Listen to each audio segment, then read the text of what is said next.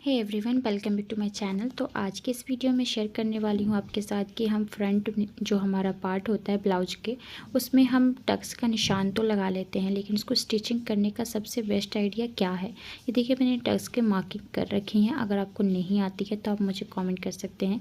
तो इससे पहले अस्तर पर हमें इस तरह से हमने जो टक्स जो निशान लगाया उसको पलट दिया है, और मेन कपड़ा है उसको हमें सीधा रखना है इस तरह से। और सबसे पहले हमें अस्तर के साथ इसको ज्वाइन कर लेना है इस तरह से। तो पहले हम नीचे के पार्ट को इस तरह से ज्वाइन करेंगे। इसके लिए आपको अच्छे से इसको सेट करना है। देन इसके बाद अगर आपसे नहीं सेट होता तो आप इसे बीटेड पिन के हेल्प से सेट करें, अगर आप बिगनर्स है तो इस तरह से देखिए, मैंने इसको सेट करने के लिए इस तरह से रख दिया है। और आप देख लीजिए ध्यान से कि जब भी हम इस तरह से टक्स वाले ब्लाउज सिलते हैं, तो अगर आपके पास अस्तर नहीं है तो कोई दिक्कत नहीं है, लेकिन अगर अस्तर वाला ब्लाउज स्टिच कर रहे हैं तो आपको ये सारे टिप्स जो है फॉलो करने होंगे, जो अभी मैं वीडियो में आपके साथ शेयर करने वाली हूँ। तो देखिए, मैंने इसको पहले इस तरह से सेट कर दिया अच्छे से।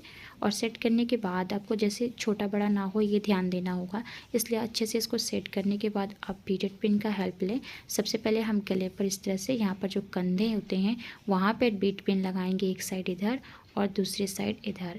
इसके बाद आपको बीचों बीच गले में लगाना होगा बीट पिन, देन आर्म होल के साइड में लगाना होगा। इसी तरह से आपको सारे बीट पिन जहाँ पे कुछ सुविधा लग रही है, अगर आपको जैसे सुविधा लग रहा है, दो से भी हेल्प हो जा रहा है तो दो रहने दीजिए। जितना आपको सुविधा लग रहा है उस हिसाब से आपको बीट पिन का हेल्प ले लेना है। और अगर आप बिगनर्स है तो बिल्कुल ज़रूर लीजिए बीटेड पिन का हेल्प, वरना आपका जो है ना स्टिचिंग ख़राब हो सकता है। इसलिए आपको ये ध्यान से अपना काम करना होगा। चलिए अब नेक्स्ट आ जाते हैं स्टेप पर कि अभी हमें क्या करना है। इसके बाद आपको देखिए, मैंने यहाँ पर भी नहीं बताया, सॉरी। तो यहाँ पर आपको गले के साइड से थोड़ा सा खींचकर इस तरह से सेट करना है, नहीं तो बाद में गला छोटा हो सकता है आपका, तो पूरा बराबर रखते हुए स्टिच करना है। तो मैंने चारों तरफ से यहाँ पे बीट पिन लगा दिया है। और भी मुझे अगर कहीं भी लगा कि इधर से मेरा गला खसक रहा है तो मैं वहाँ पर भी बीट पिन लगा दूँगी। जैसे यहाँ पर गोल गला जो हमने बनाया है वहाँ से ये खसके ना, इसलिए वहाँ पर भी बीट पिन लगा दिया है और नीचे से भी बीट पिन लगा दिया है। तो आप इस तरह से आप बीट पिन लगाकर सबसे पहले नीचे की सिलाई करेंगे। ये नीचे की सिलाई जो है इसलिए कर रहा है क्योंकि अगर हमें हेम नहीं करना है, अगर आपको हेम करना है तो आप इसे इस तरह से स्टिच करके छोड़ दें, लेकिन हमें इसे पलटना है। फ़िलहाल इसे हम पलटने वाले हैं, इसलिए मैं इसे इस कपड़े को मैंने सीधा रखा है। जो हमारा अस्तर मेन कपड़ा है उसे मैंने सीधा रखा है। तो पहले हम नीचे की सिलाई करेंगे और अच्छे से इसको बीटेड पिन को हटाते हुए, ये ना हो कि कहीं हमारी सुई जो है बीटेड पिन पे चल जाए, ये ध्यान रखते हुए स्टिच करना है आपको। और इसको एडजस्ट करते हुए, तो ये हमारा नीचे की सिलाई हो चुकी है। अब आ जाते हैं हम गले पर। तो गले को भी हम स्टिच कर लेंगे क्योंकि हमें गले पर भी हेम करने की ज़रूरत नहीं है। सो हम यहाँ पर थोड़ी कंजूसी इसलिए दिखा रहे हैं क्योंकि हेम करने में ज़्यादा ही समय चला जाता है। सो इसलिए हमने हेम नहीं किया है, ना ऊपर वाले में पार्ट में गले पे, ना ही नीचे, दोनों में हमने इस तरह से सिलाई लगा ली है। सिलाई लगाने के बाद आपको यहाँ पर गले का जो अंदर वाला पार्ट, एक्स्ट्रा कपड़ा जो दिख रहा है, उसे आपको काट कर निकालना होगा। जहाँ जहाँ बीटेड पिन लगा है उसे निकाल दीजिए और उसे अपनी जगह पे सेट कर दीजिए जहाँ से आपने निकाल कर रखा था। अब आपको इसके अंदर वाले पार्ट को कट करना है इस तरह से।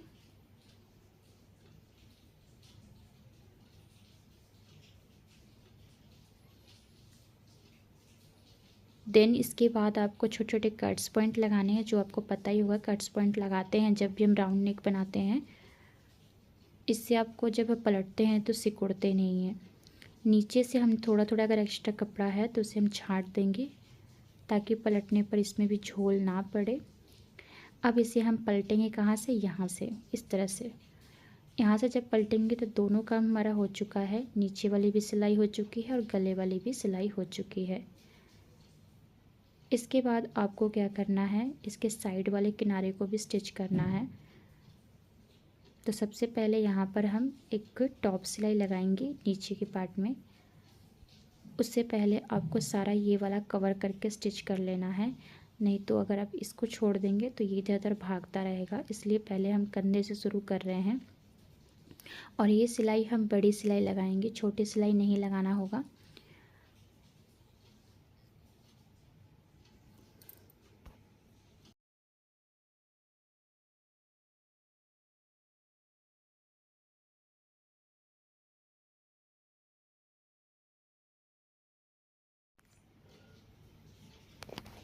दोनों तरफ सिलाई लगाने के बाद अब आ जाते हैं नीचे की टॉप सिलाई। इस सिलाई पर हमें थोड़ी सी छोटी सिलाई लगानी है। जैसे साइड से हमने बड़ी सिलाई लगाया है वैसे नहीं लगाना है। सो ये वाली सिलाई हमारी छोटी वाली सिलाई चलेगी। और इसी तरह से हमें गले पर भी सिलाई लगा लेनी है। जैसे हम यहाँ टॉप सिलाई लगा रहे हैं वैसे ही हमें गले पर भी टॉप सिलाई लगा लेनी है।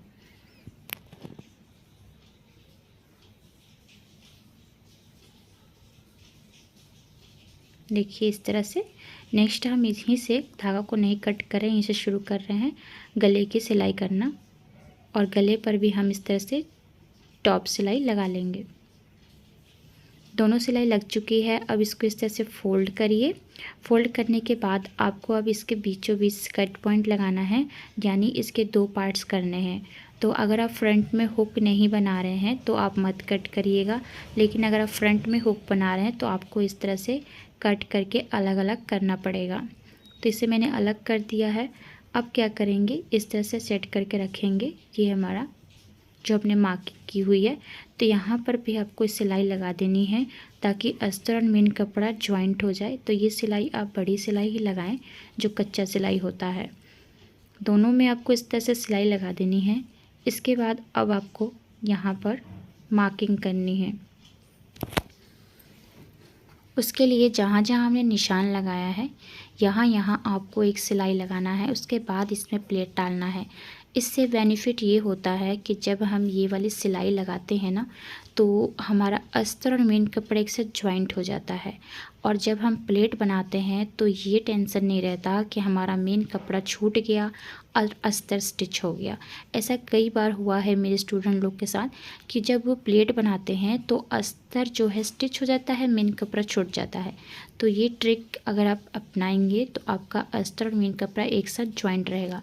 और यहाँ से ये वाला धागा आपको कट करते रहना है, सफाई से काम करना है। 2 वाले पार्ट जो बच गए यहाँ पर इस तरह से इनको भी आपको स्टिच करना है जहाँ तक आपको इसको प्लेट बनाना है।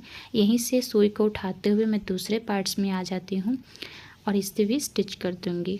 इस तरह से हमारा थोड़ा टाइम भी सेविंग हो जाता है। सेकंड पार्ट में भी सेम इसी तरह से हमें सिलाई जो है लगा लिया है। अब हमें ये 2 पार्ट्स जो होते हैं, दोनों जो हमारी प्लेट है ना, ये वाली दोनों, ये हमारी हाफ इंच की प्लेट लगती है। तो ये देखिए अब आराम से आपने उठाया और आपको अस्तर और मेन कपड़े से ज्वाइनिंग मिलेगा, तो इसमें आपको कोई प्रॉब्लम नहीं आएगी। सेम इसी तरह से सेकंड वाले पार्ट में भी हम लगा लेंगे। अब जितना हमने यहाँ पे लगाया है उतना ही हमें नीचे बॉटम वाली भी प्लेट लगानी है। तो ये ध्यान रखिएगा, जो हुक वाली साइड में रहती है और जो नीचे वाली कमर साइड में रहती है वो हमारी हाफ इंच की प्लेट बनती है। लेकिन जो हमारी साइड सिलाई होती है और जो आर्म होल के साइड में है वो हमारी 2 या 3 सूत की सिलाई होती है। तो इसे भी मैंने लगा लिया है। अब ये साइड वाला बता दूं कि ये वाली सिलाई जो है हमारी 2 या 3 सूत की सिलाई इसे डालना होता है, ज़्यादा सिलाई इसमें नहीं पड़ती है। तो ये जो हमारे 4 टक्स ब्लाउज होते हैं इसके ये टिप्स होते हैं कि जो हमारी 4 प्लेट्स होती हैं जिसमें 2 प्लेट्स हाफ इंच की पड़ती है और 2 प्लेट्स हमारी 2 या 3 सूत की पड़ती है। इस तरह से हमने इसमें भी प्लेट्स लगा लिया है और देख सकते हैं कितना फिनिशिंग से काम आया है हमारा। यहाँ पर बहुत अच्छी स्टिचिंग हो चुकी है। इसके बाद आपको इसमें अपनी जो बनानी होती है बटन और हुक आई की पट्टी जो भी है वो लगा लेना है, देख सकते हैं। और ये वाली स्टिचिंग दोनों पॉइंट मिलनी चाहिए हमारी। तो प्लेट बनकर रेडी हो चुके हैं हमारे यहाँ पर और बहुत अच्छा जो इसकी पफ भी बन गया है। तो इस तरह से अगर आपको स्टिचिंग में ज़रा भी प्रॉब्लम होती है तो आप इस तरह से स्टिचिंग कर सकते हैं इसकी। और बाद में आपको इसकी जो है ना बना लेनी है हुक और आई की पट्टी। देन ये कंप्लीट हो चुका है। वीडियो हेल्पफुल लगी हो तो सब्सक्राइब करके बेल आइकन दबा दीजिएगा। थैंक